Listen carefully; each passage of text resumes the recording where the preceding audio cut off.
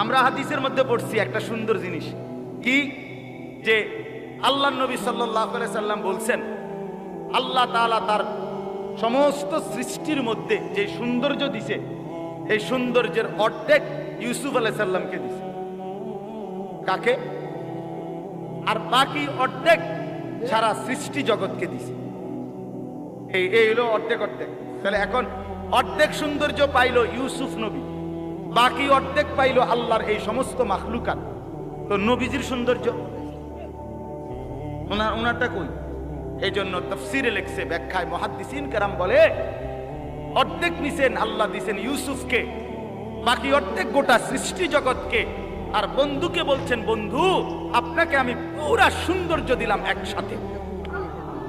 তু তনহা দান, ১৪ লক্ষ নবীর যত বৈশিষ্ট্য, সৌন্দর্য, সিফাত, আপনি বন্ধু একাই সব। তু তনহা দান, আপনি একাই।